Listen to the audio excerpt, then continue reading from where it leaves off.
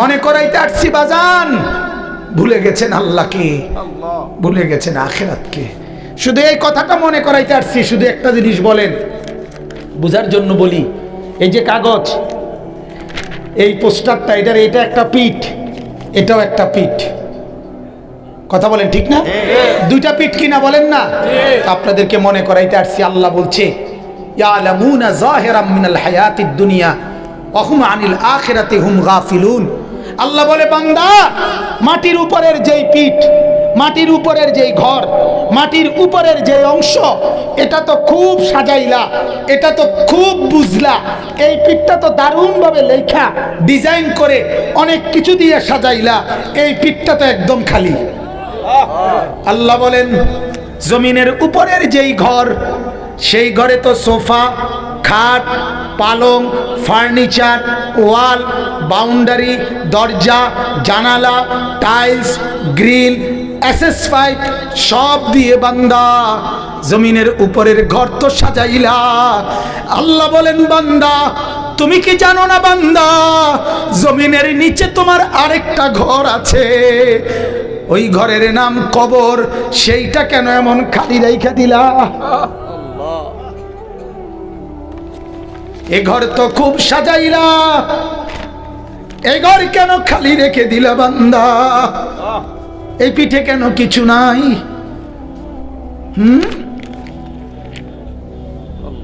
বলেন, ভাবেন আধা মিনিট, জমিনের উপরের ঘর কেমন সাজাইলেন, জমিনের নিচের ঘর কবর কেমন সাজাইলেন।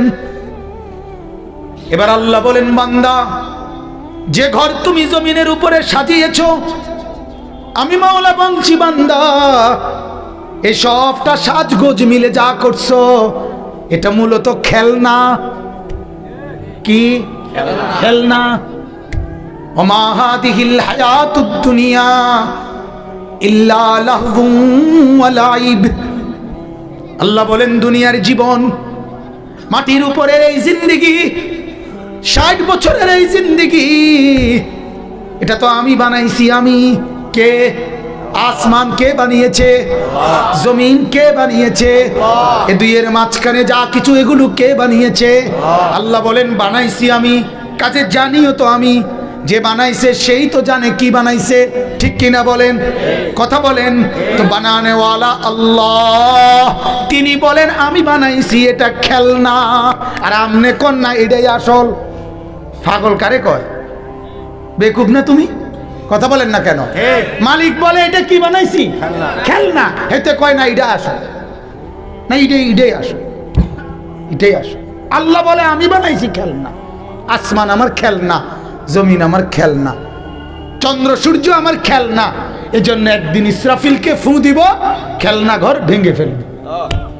ইজাত সামাউন ফাতারাত, আসমান ভেঙে ফেলে দিব, তারকারাজি ফেলে দিব, জমিন রেজা রেজা বানায় ফেলবো, পাহাড় তুলার মতো উড়ায় ফেলবো, সাগর নদীর পানিগুলো সব উত্তপ্ত টকবগে পানির মতো উথরাইয়া সব আমি বাষ্প বানায় ফেলবো, কিচ্ছু থাকবে না। খেলনা যে। আগের দিনের বুজুর্গরা কাঁদা কাঁদা বলতেন, ছোট্ট বাচ্চা, আমরাও তো ছোটবেলায় অল্প কদ্দুর মাটিতে ঘর বানাইতাম, ছোট ছোট ঘর। এরপরে জামাই বউর বিয়ে দিতাম, এরপরে দেয়া রান্না বান্না হইতো, খেয়ে তারপরে দেয়া কচুর ডান্ডা কাইটা তো গোস্ত, এরপরে যে সুরকি, ইটের সুরকি দিয়ে দিয়া তরি তরকারি বানাইতাম। এরুম বানাইয়া ঘর বানাইছি, বিয়েও দিছি, মেহমানদারিও চলতে আছে। কিছুক্ষণ পরে মা ভিতর থেকে ডাক দিছে, আনিস এদিকে আয়। একটা টান দিয়া সব হালাইয়া দিয়া মার কাছে দৌড় দিয়ে চলে গেছি। কেন ভেঙ্গে ফেললাই ঘর? এই যে খেলনা যে। রব্বুল আলামিন বলে, 60 বছরে যা সাজাইলা, আমি একদিন মালাকুল মউতকে পাঠিয়ে আমি ডাক দিব, আনিস চলে আয়। তো খেলনার সব কিছু রেখে তুমি একাই চলে আসবা, একাই। সোফাও সঙ্গে আসবে না, খাট পালং সঙ্গে আসবে না। অতএব বন্ধু, যার কলিজার ভিতরে বুঝ আছে, যার দিলে বিবেক আছে, আল্লাহর নবীর এই হাদিস মামুন সাহেব বলছিলেন, এটা যদি ঠিক থাকে সব ঠিক আছে, এটা যার নষ্ট হয়ে যায় সব নষ্ট হয়ে যায়। কলিজা যার বেঁচে আছে সেই কেবল বেঁচে আছে, কলিজা যার বেঁচে নাই সে তো মূলত বেঁচে নাই। ইজা সালাহাত সালাহাল জাসাদু কুল্লুহ। অতএব একটু ভাবেন, কি সাজাইলেন? সাজাইলেন কি? খালি রাখলেন কি? খেলনা সাজাইলেন, আসলটাকে খালি রেখে দিলেন।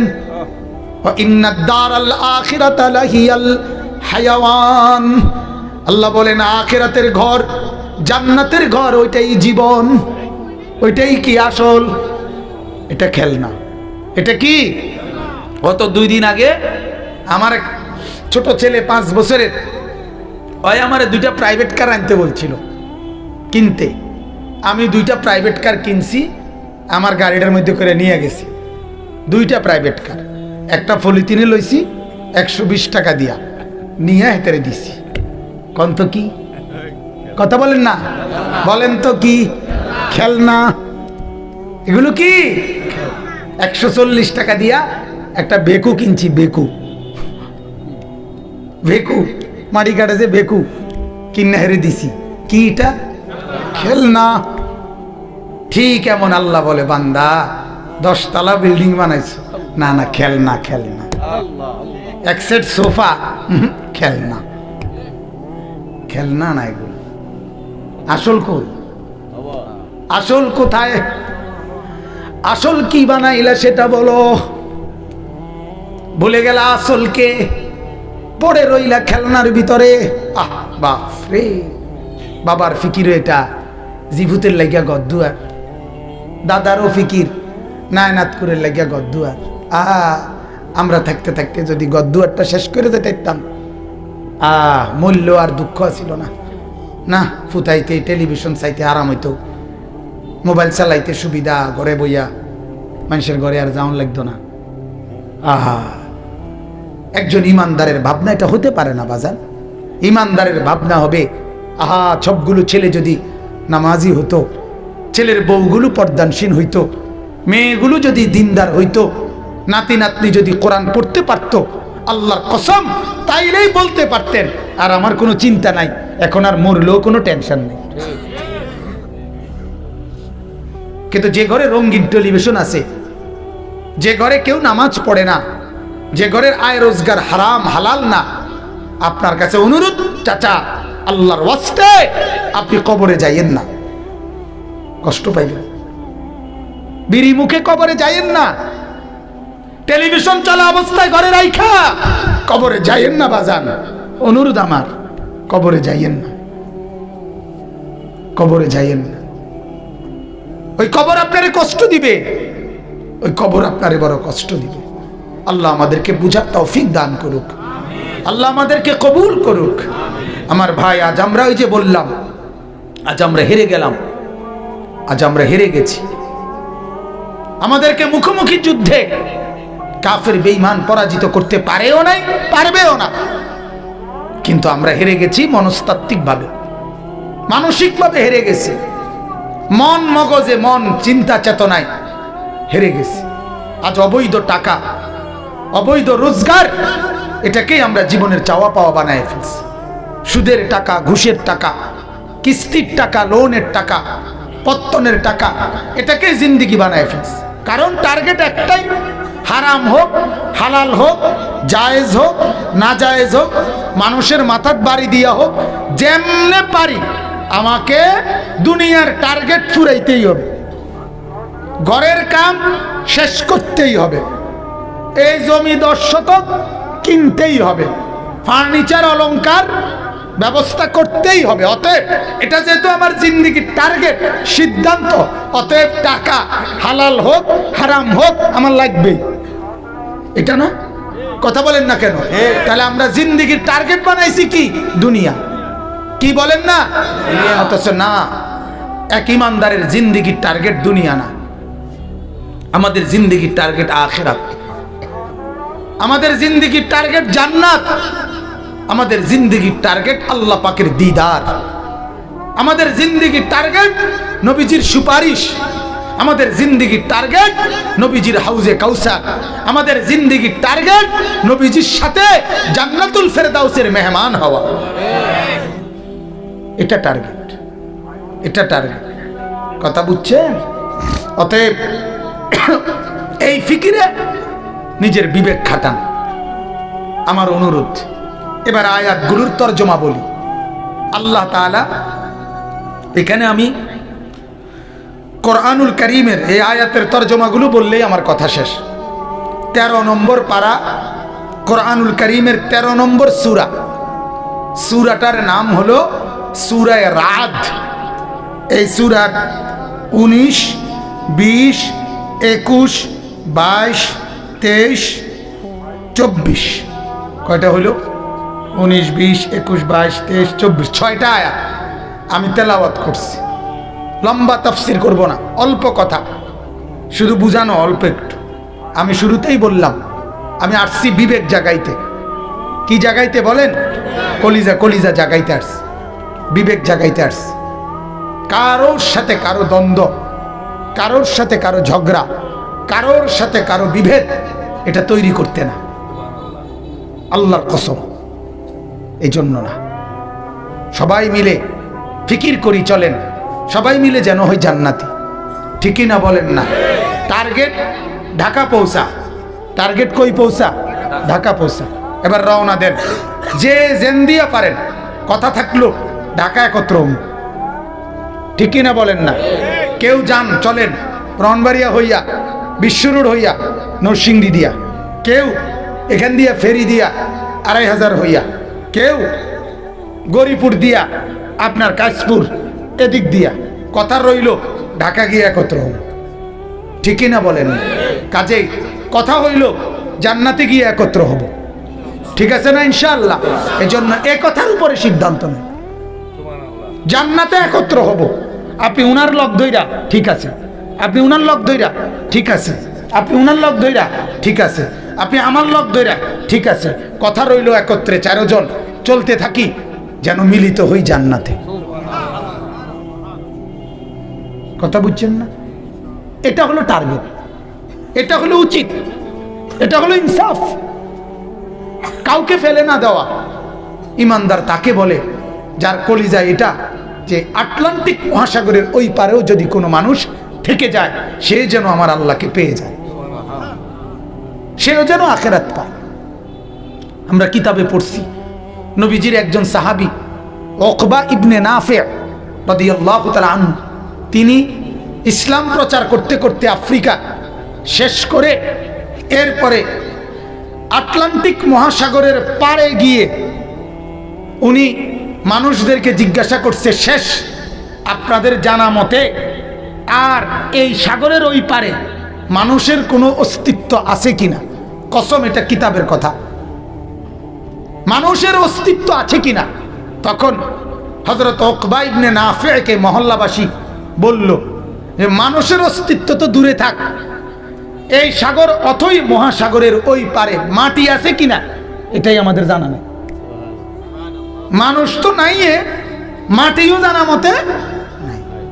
এরপরে আশ্চর্য শুনেন, ওই সাহাবী উকবা ইবনে নাফি নিজের ঘোড়া, যেটার মধ্যে উনি ছিলেন, এই ঘোড়ার সামনের 2 পাও, কিতাবে লিখছে উনি পানিতে, আটলান্টিক মহাসাগরের পানিতে ভিজাইছেন, পাও দুটোটা ভিজাইয়া চুবাইয়া। এরপরে আল্লাহর কাছে হাত তুলে বললেন, আল্লাহ, তোমার এই বান্দারা সাক্ষী দিছে আটলান্টিক মহাসাগরের ওই পারে ওইখানে আর মাটি নাই, আর মানুষের অস্তিত্ব তাদের জানা মতে নাই। মাওলা, তোমার কসম করে বলি, আমি ইসলামের দাওয়াত দিতে দিতে এই পর্যন্ত আসছি। মাওলা, আল্লাহ আপনার কসম, যদি আপনার একটা বান্দা বলতো, যে একজনও যদি বলে যে ওই পারে আমার জানা মতে একটা লোক আছে, আল্লাহ আপনার কসম, আমি ঘোড়ার পাও মাটি পানিতে চুবাইয়া বুঝাইলাম, আমি ওই একটা লোককেও কালেমার দাওয়াত দিতে যেতে প্রস্তুত আছি মাওলা। কিন্তু ওরা বলছে আর নাকি লোক নাই, এই জন্য থেমে গেলাম, নাই তো আমি যেতাম। এই হলো ইমানদারের মিশন, এই হলো মুসলমানের ভীষণ। আজ লাখ লাখ যুবক নামাজ পড়ে না বাপ, এদেরকে কে নামাজি বানাবে? ফেরেশতারা এসে, ঠিক না? কে বানাবে? আজ হাজারো মা বোন বেপর্দার উৎসব বহায় দিচ্ছে, এদেরকে দিনদার পর্দানশীল কে বানাবে? বলে না, কেউ ফিকির না করলে হবে? এমনি এমনি এ সমাজ এমনি বদলে যাবে? লক্ষ লক্ষ যুবক মদ, গাঁজা, ইয়াবা, ফেন্সিডিল, মাদকাসক্ত কি পরিমাণ! বাংলাদেশের কোন ইউনিয়ন এখন আছে যেখানে মাদকাসক্ত নাই, নেশাখোর নাই? আশ্চর্য! আমরা এত বড় ভাগ্যবান দেশে বসবাস করি। আমরা ভাগ্যবান। আমাদের দেশের বুদ্ধিজীবীরা গত এক সপ্তাহ আগে বাংলাদেশের শ্রেষ্ঠ বুদ্ধিজীবীরা কিছু বুদ্ধি দিছে, সরকারের কাছে বুদ্ধি পেশ করছে যে বাংলাদেশের সমস্ত দোকানপাটে আপনার সর্বত্র, শুনছেন না, এটা খোলামেলা সবখানে মদের যত জিনিস স্বাভাবিকভাবে বিক্রয়ের অনুমতি দেওয়া হোক, যাতে খোলামেলা বিক্রয় করিলে এরপরে কিনতে গিয়া শর্মে আস্তে আস্তে কিনতো না, নেশা কমে যাবে। অসাধারণ বুদ্ধি, অসাধারণ! কি বুদ্ধি রে বাপ!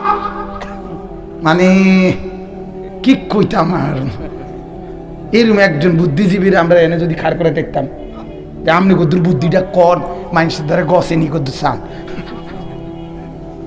আপনি কদ্দুর একটা মাহফিলে খাড়াইয়া বুদ্ধিটা কন চান যে জুতা জাগাত থাকেনি কারো, কোনো জনগণের জুতা যেতে খায় তে কব আমি আগে ফিডুন তোর জুতা খাইলে খাইছি মত, তুই কি তারে কইলি? এটা এরা বুদ্ধিজীবী। বলেন নাউজুবিল্লাহ, বলেন নাউজুবিল্লাহ। তাহলে এই জন্য বাপ, এই সমাজকে বদলাইতে হবে, আর বদলানোর একটাই মাধ্যম কোরআন, রাসূলুল্লাহর সুন্নাত, নবী পাকের হাদিস, আল্লাহ এবং তার রাসূলের, এটাই আমাদের জন্য।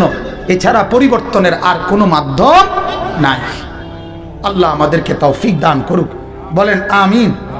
জি, এরপরে দেখেন, চলেন তরজমা আমরা পড়ি। আল্লাহ পাক রব্বুল আলামিন বলতেছেন, আফামান ইয়ালামু আন্নামা উনজিলা ইলাইকা মির রাব্বিকাল হক কামান হুয়া আ'মা। খুব মনোযোগ দিয়ে শুনেন কোরআন। আল্লাহ তাআলা বলেন, ও নবী, দুইজন লোক, আমি আল্লাহ তাআলা তাদের পার্থক্য বলতেছি।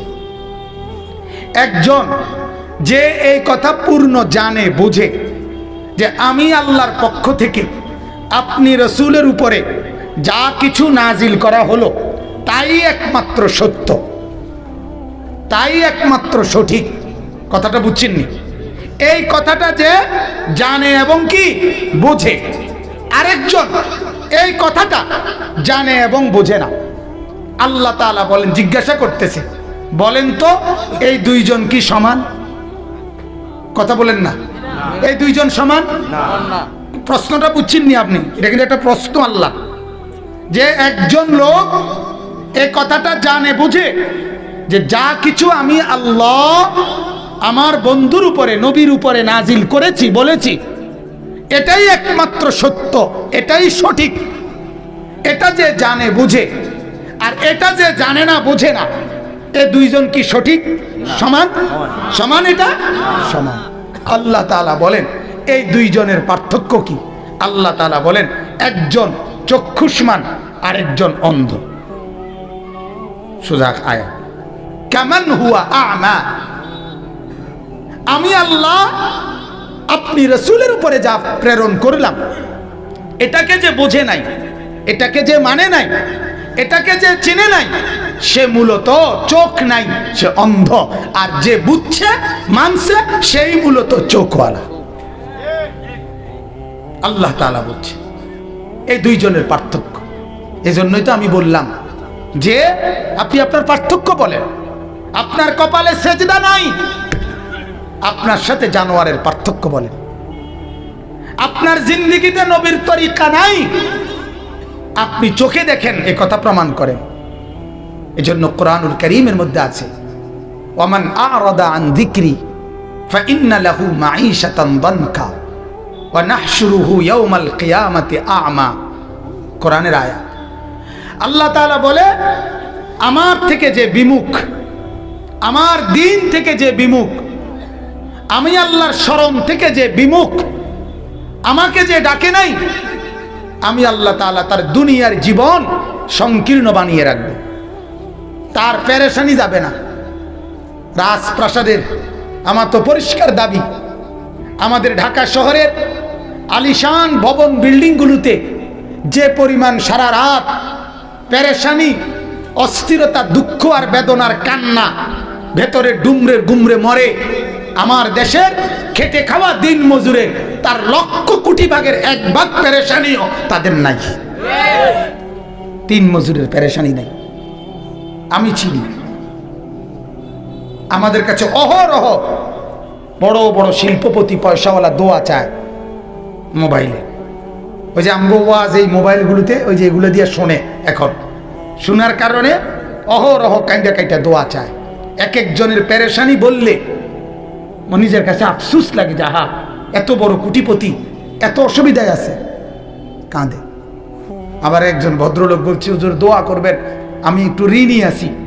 হ্যাঁ, বড় শিল্পপতি, 7,000 কর্মচারী ওনার, 7,000 কর্মচারী ওনার কোম্পানিতে। আমি বললাম কয় টাকার ঋণ, মানে দোয়া এমনি কইলাম, আরে আমার ঘনিষ্ঠ মানুষ। হুজুর 900 কোটি টাকা, 900 কোটি টাকার ঋণ, লোন।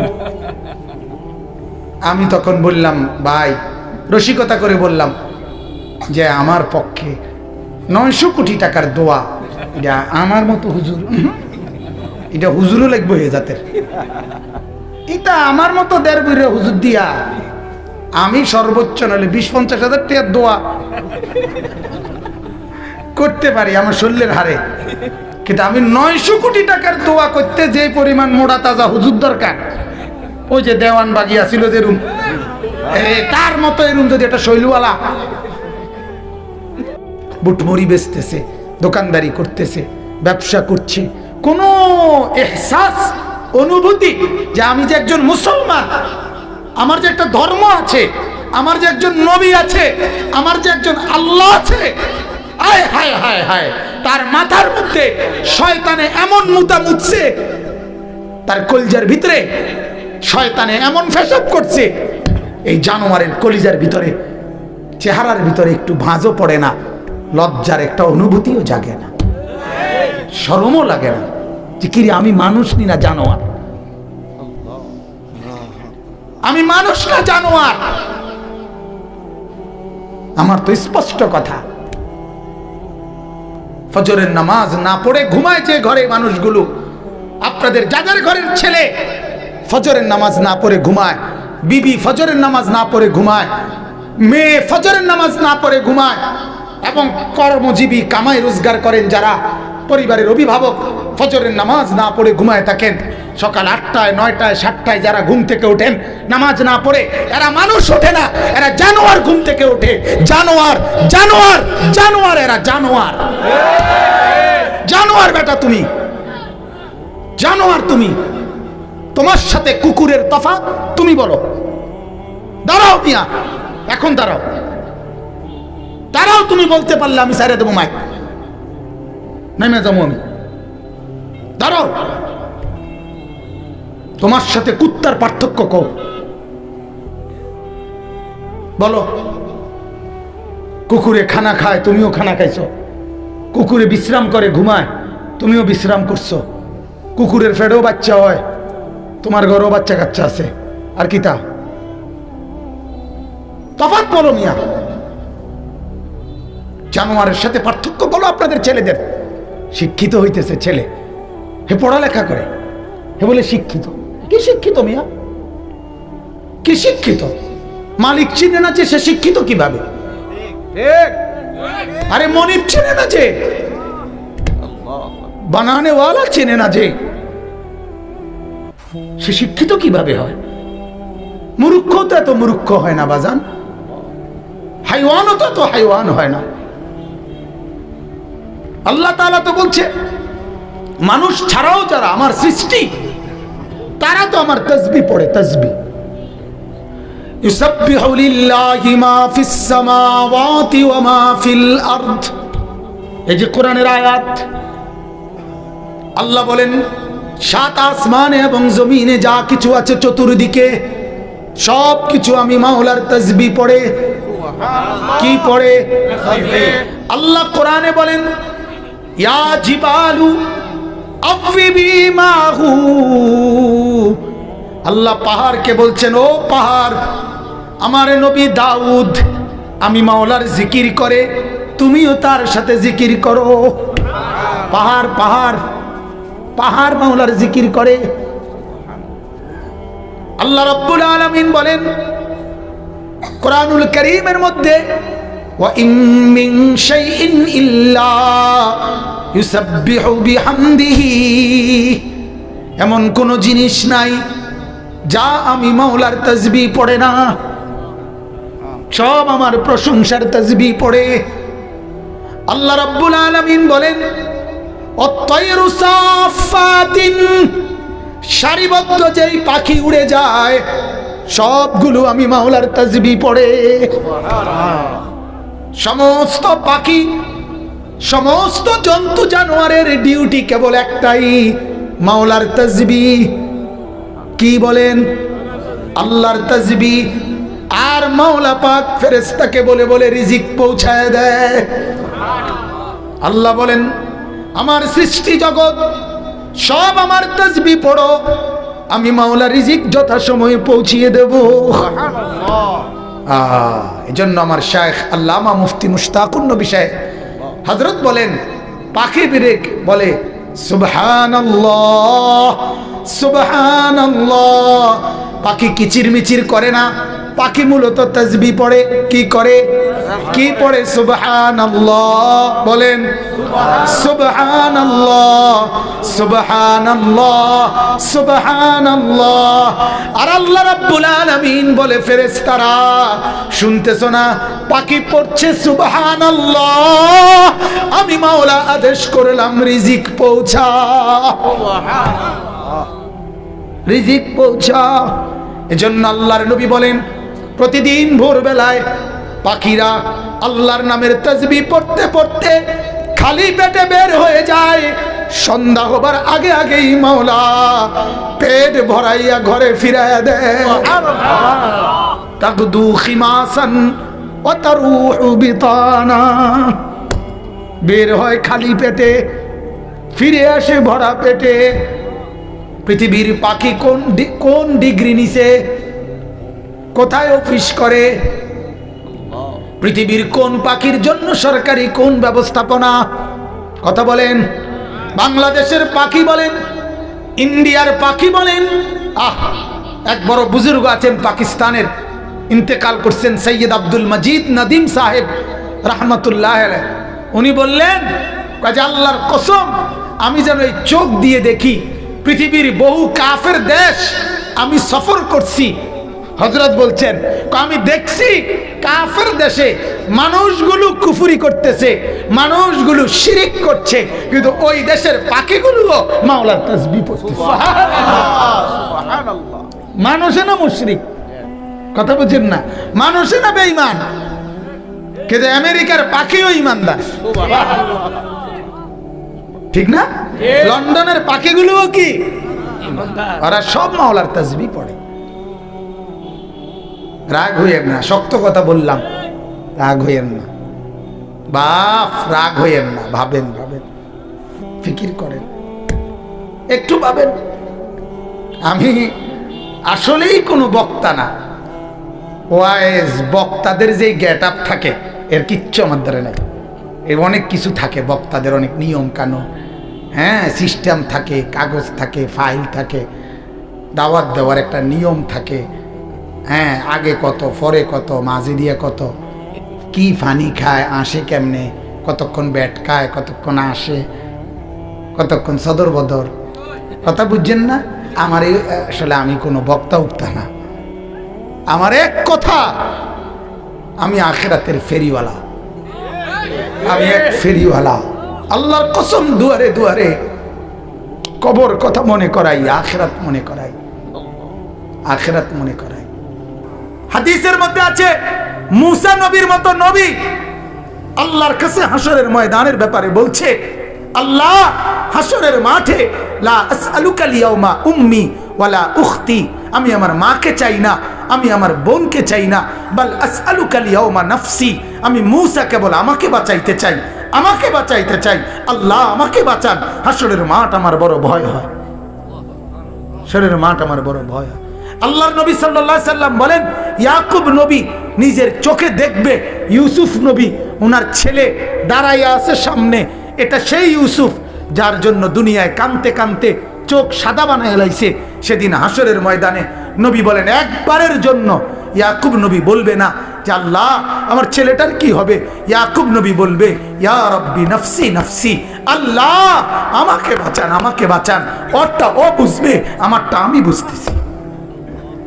এটারে হাসরের মাঠ বলে। বাজান এই মুসলমান, আল্লাহর নবী সাল্লাল্লাহু আলাইহি ওয়াসাল্লাম হাসরের ময়দানের ব্যাপারে এতটা নবীজি নিজেও চিন্তা করতেন।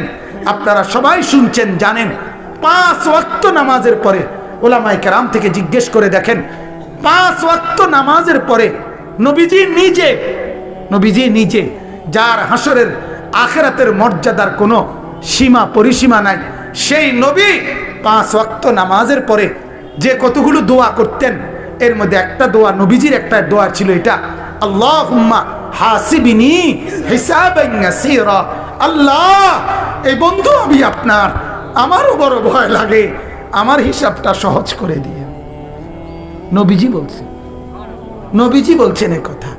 অথচ নবীকে আল্লাহ বলছে, ওয়ালাল আখিরাতু খায়রুল লাকা মিনাল উলা, বন্ধু দুনিয়াতে আপনাকে যা দিলাম, আখিরাতে যা দেব, এই দুনিয়ার গুলোর চাইতে ওইগুলো অনেক বেশি উত্তম, অনেক বেশি দামি। এরপরও নবী বলে, আল্লাহ আমার ভয় হয় আমার হিসাব যেন সহজ হয়। অথচ আখিরাতে ওনার মর্যাদার কোনো সীমা পরিসীমা নাই। আল্লাহ তাআলা হাদিসে কুদসিতে বলছে, বন্ধু হাসরের মাঠ আমি আপনার মাঝে আর আমার মাঝে ভাগ করে নেব। কাসামতুল কিয়ামাতা বাইনি ওয়া বাইনাক, আমার মাঝে আর আপনার মাঝে কিয়ামতের দিনটাকে আমি ভাগ করব। আনা মালিকু ইয়াউমিদ্দিন আনতা সাহিবু ইয়াউমিদ্দিন, আমি হব কিয়ামতের দিনের মালিক, আপনি হবেন কিয়ামতের দিনের বাদশা। আপনি বলবেন আমি শুনবো, আপনি সুপারিশ করবেন আমি গ্রহণ করব, আপনি চাইবেন আমি দিতে থাকব। আপনার হাতে আমার ইজ্জতের পতাকা দেব, আপনার জন্য আমার আরশের নিচে মাকামে মাহমুদের আলাদা জায়গা দেব, আপনার জন্য জান্নাতের দরজা প্রথম খোলার উদ্বোধনের অধিকার আপনাকে দেব। এত মর্যাদার পরেও নবী বলতেন, আল্লাহ তবুও ভয় হয়, হিসাবটা সহজ করেন। আপনি কেডা, আমি কে? বলেন এই মুসলমান, বলেন সেজদা নাই ঘরের মধ্যে গত 1 বছর 2 বছর আপনার উপযুক্ত ছেলেটা কোনো দিন ফজরের নামাজ পড়ে না, মেয়েটা ফজরের নামাজ পড়ে না, বিবি পর্দা করে না, মেয়ে পর্দা করে না, ঘরের মধ্যে আজ 20 বছর টানা রঙিন টেলিভিশন চলে, নর্তকী নাচে গায় ফুর্তি করে, গানের আওয়াজে বাদ্যে পুরা ঘর জমজমাট, এত নাফরমানির অবস্থায় এই হালাত নিয়ে কবরে গিয়া সুপারিশ কেমনে মিলবে দোস্ত? আখিরাতে নবীজির সামনে দাঁড়াবেন কিভাবে? আল্লাহর নবী তো বলবে, উম্মত এভাবে বেজ্জতি করলি কেন? 23 বছরে তোর আমার তায়েফের রক্তের কথা মনে নাই, আমার দামদান শহীদের কথা মনে নাই, আমি 14 দিন পেটে পাথর বাঁধছিলাম ক্ষুধার কষ্টে, একথা কি মনে নাই? আমি 3 মাস চুলায় আগুন জ্বলে নাই, একথা কি উম্মত মনে নাই? আমার এত কষ্ট এত মেহনতকে এইভাবে নাফরমানি করে আমাকে তুচ্ছ তাচ্ছিল্য করলি, আমার দিনকে অপমানিত করলি, আজ কেন বলবো? আজ কিভাবে বলবো আমি মাওলার কাছে? বল উম্মত। কোরআনুল কারীমের সূরা নিসার মধ্যে আছে, ওয়াজিনা বিকা আলা হাউলাই শাহীদা, আল্লাহ নবীকে বলছে, বন্ধু হাসরের দিন আমি আপনার হাতে আপনার উম্মতের আমলনামা তুলে দেব, আপনি পড়বেন, আপনি শোনাবেন, আপনি হিসাব করবেন, আপনি বলবেন, এরপরে আমি ফয়সালা দেব, আপনি সায়াসে কইবেন। তাফসীরে আল্লাহর কসম এ কথা স্পষ্ট আছে। হযরত আব্দুল্লাহ ইবনে মাসউদ বলে, যেদিন নবীর সামনে এই আয়াত, এ ওয়াজিনা বিকা আলা হাউলাই শাহীদা সূরা নিসার এই আয়াত যেদিন পড়লাম, সেদিন হযরত আব্দুল্লাহ বলে, নবীজি অজরে চোখের পানি ফেলে কাঁদছে আর একথা বলছে, উম্মত যদি পৃষ্ঠার পর পৃষ্ঠা গুনাহ আর নাফরমানি দেখি, আমি মাওলার সামনে পড়বো কেমনে, শোনাবো কেমনে, আল্লাহর কাছে বলবো কেমনে? এত বেইজ্জতি করলে উম্মত আমি হাসরে মুখ দেখাবো কেমনে? আল্লাহ আমাদেরকে বুঝার তৌফিক দান করুন। অতএব আল্লাহ তাআলা বললেন যে এই ফিকির করে আখিরাতের ভয়, তো আল্লাহ তাআলা বলেন সে বিবেকবান। বলেন আলহামদুলিল্লাহ, বলেন আলহামদুলিল্লাহ। অতএব মোহতারাম হাজিরিন, এই ফিকির করা চাই, এই ফিকির করা চাই। আল্লাহকে দিবা নিশি ডাকবো তো ইনশাআল্লাহ, ডাকবো তো ইনশাআল্লাহ। রাসূলুল্লাহ সাল্লাল্লাহু আলাইহি ওয়াসাল্লামকে ভালোবাসবো, মহব্বত করবো তো ইনশাআল্লাহ। শুধুমাত্র মুখে মুখে তো ইনশাআল্লাহ। কয়ভাবে? কয়ভাবে? আবার বলেন, আবার বলেন। আল্লাহ তাআলা আমাদেরকে তৌফিক দান করুক। বলেন আলহামদুলিল্লাহ, বলেন আলহামদুলিল্লাহ, বলেন আলহামদুলিল্লাহ।